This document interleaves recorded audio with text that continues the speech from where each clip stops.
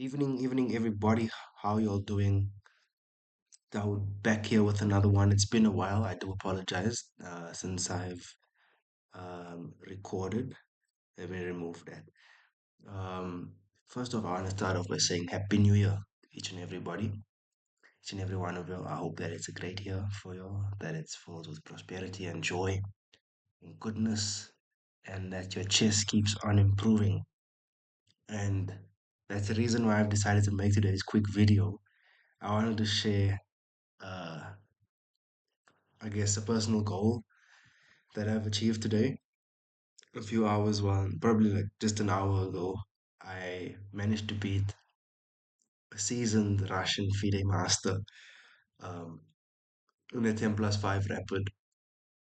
Uh, I had the white pieces, and my opponent's name is Alexander Abramov, and actually his real name, I searched him after the game, and uh, yeah, he was awarded the FIDE title back when I was probably 6 years old.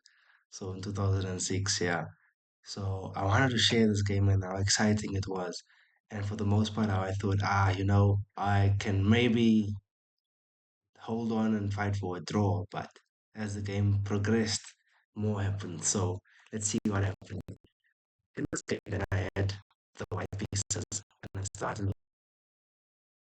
1 to e4. My opponent went 1 c5, the Sicilian defense. Knight f3, d6, d4 takes, so very standard stuff.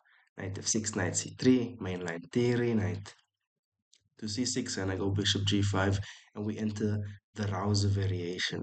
So it's characterized by moves like e6 and bishop c4, bishop b3 maybe later on.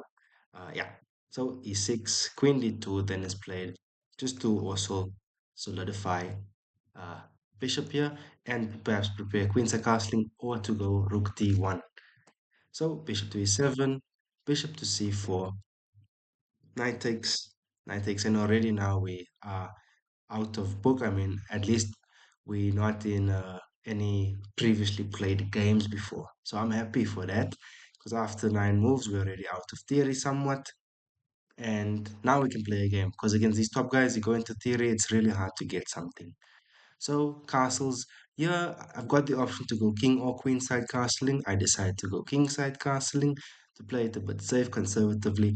If it was against the lower rated player, I'd have most likely have went queen side and maybe just queen side and lashed out with g3, h4 ideas, f4, like almost like an English Yugoslavian attack then. But instead we go queen side castling, queen to a5. And yeah, I thought for a bit and I thought, you know what, let me drop my bishop back to d2. Very Scandinavian-like structures this, with the bishop coming from c1 to d2 and the knight on c3 with the queen on a5 in the Scandinavian setups, and where the queen would maybe swing to h5 or back to c7 or d8. In this case, my opponent goes queen to h5, and I think to myself, okay, the clock situation's is slightly better for him, but in this position, I've got play. My bishop's hunting his queen, so at least I get some time on the clock here. So after bishop to e2, I was expecting my opponent to go queen g6 here. And after bishop to say queen g6, bishop to d3, just a simple knight g4, and the game continues. If I kick the knight away, it goes here, and we just have a continuing game, right? Later on, maybe with f5 ideas, f6, and maybe the queen could drop back. However it goes, but it's still solid. But instead of that, my opponent goes queen to h4. And I look at the position and I assess, okay, the engine is saying g3, which I did consider, but I thought to myself, after g3, it's queen h3, and there's not an immediate, like, if the bishop could jump to f1, then there'd be problems. But that's still going to take some time, right? So I thought to myself, let me prepare it. Because the queen doesn't have that many squares. If you look at it, the queen can't go to g5, the bishop will capture it, can't go to g4, this bishop will go to h5 because the bishop will take it, can't go to h6 because the bishop's there. So we have fully operational bishops here, these snipers as they call it, yeah? So I'm very happy with this queen h4. Not for him though. I'm happy at four for me. So I start to go a bit aggressive here and I play Okay, the engine does suggest g3 as stated because g3 would then push the queen down and then bishop g5. And even now, yeah, f4 wouldn't really be good then because here we're opening up the light square bishop there. So that's why I opted for f4 immediately and not really to go g3 because I was fearful of b6 and bishop b7 ideas. So f4's intention is to go rook h. Later on was I figured out rook. I first on surface saw rook f3 ideas, but then after f4 I realized as I made the move bishop to e1 is a threat as well. And my opponent spent quite a bit of time here. If we see there, he spent 3 minutes nearly. 6, 7, 8. Yeah, on his next move, rook d8, which wasn't the best. So after rook d8, yes, rook a d1 did come to mind as an introduce, but I thought, no, let me apply pressure immediately and go bishop to e1. The queen's only square is queen to h6, not a problem. Now I go queen to f2. And the reason behind queen f2 then is to support f4 and to go for this thrust. And it was to stop this e5 annoying e5 idea. I didn't like e5.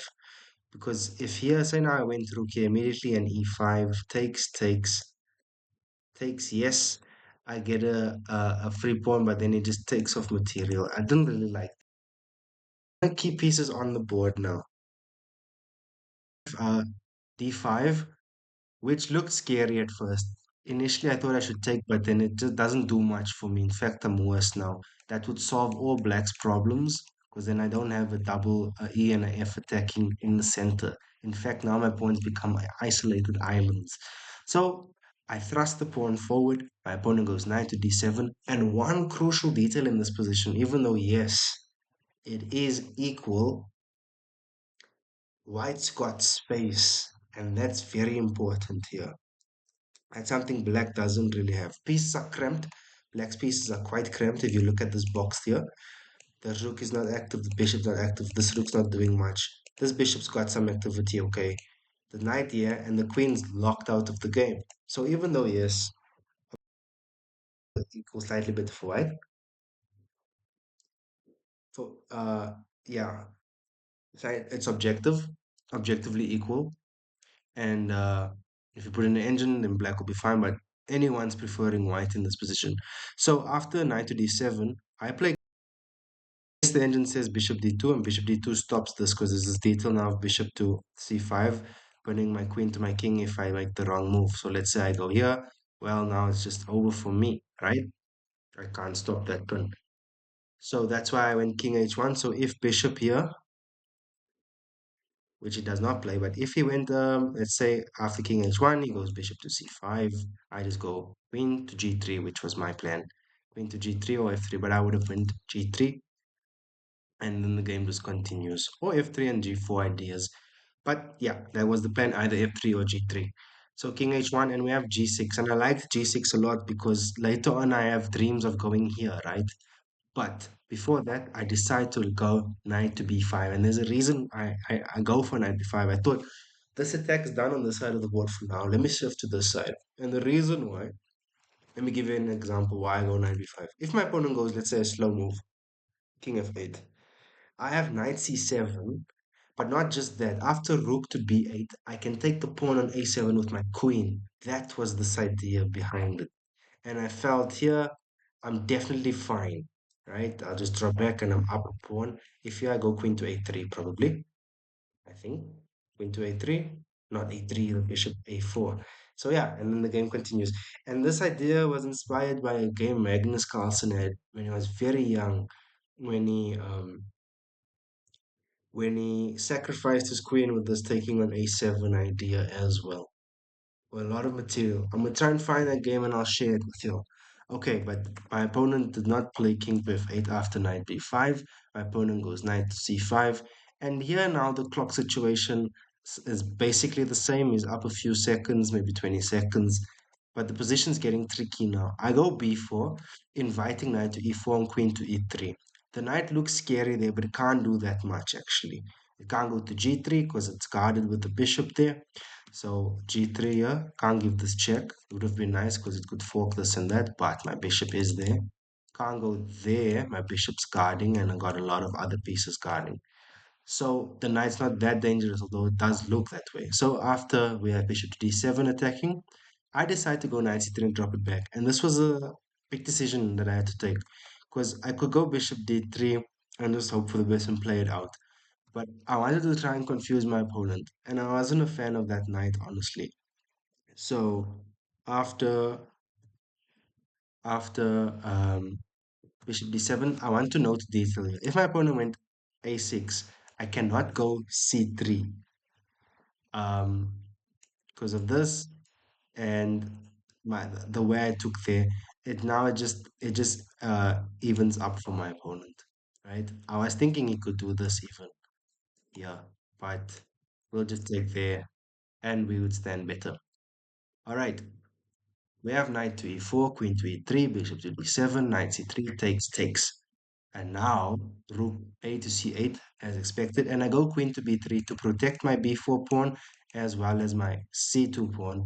So my queen is a bit overworked at the moment. I need to get to alleviate some pressure. So if you look at the clock time, I'm slightly better on the clock now, so that's also an important factor. b5 in accuracy, I go bishop to f2, which is worse. And I thought, yeah, okay, my opponent captures here. I've got this move. But then it doesn't really work because yes, I take, and we think it's better, but in these exchanges, my opponent's down the exchange sacrifice, but he's got running pawns, right? So in the long term, that's actually worse for me. And connected bishop snipers, I'd prefer two snipers over one rook any day. In all of the end games I've been getting lately with a rook versus two bishops or a rook and a pawn versus two bishops, I've always lost it to my opponent that has two bishops. So they're very dangerous. In alternative to of going bishop, which also doesn't really do much because of the same principle now, these connected passes, and I'd have to move that away. And there's just a lot of struggle here, right? Black's pieces suddenly would come to life. So after bishop to f2, we have rook to c7. My opponent also makes a mistake in that his time in given that he's in time pressure. So I'm really lucky that he didn't take on f4. My game would have been over because after takes on f4, maybe I'd have had to go here and settle. Oh no, that's just lost. That doesn't work. Bishop to c5, and it could take a no, it doesn't work. Just drop back here, and the game continues. Yeah. Okay, luckily that did not happen in the game. So after rook to c7, I go bishop to d4, and my intention now is to lock the structure and just draw. Because I'm happy with the draw in this game against this opponent. Is much higher rated, right? And objectively he is stronger. So rook d to c8, I go c3 and I lock up. I'm locking up. I'm busy locking up here, not giving my opponent space in.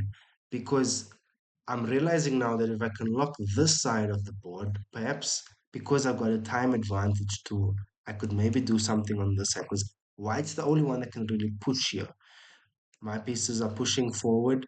His pieces are kind of locked up. So c3, queen to f8, a3, just a prophylactic type move, and a6. And here now, I think, let me go g4. Let me push g4. G4 is then preparing f5. After g4, we have h6, and this is the mistake now. My opponent under 1 minute. After h6, I don't hesitate and go bishop to d3 first, preparing it even more. Here, f5 I thought would have saved him because if f5, I cannot unpercent. I could unpercent, but in a position just dead thrown again because now it's opening up for my opponent again. But in the time pressure, my opponent does not go f5. Instead, rook to c4, which is a really nice move tactically because it's inducing and making you think, okay, wow, I can pick up this piece and be up the exchange. But then again, it's quite drawn again because my opponent could make a fortress with these bishops on this side, and the side of the board it's locked down. I have a dark square bishop. I can't do anything to these light square pawns.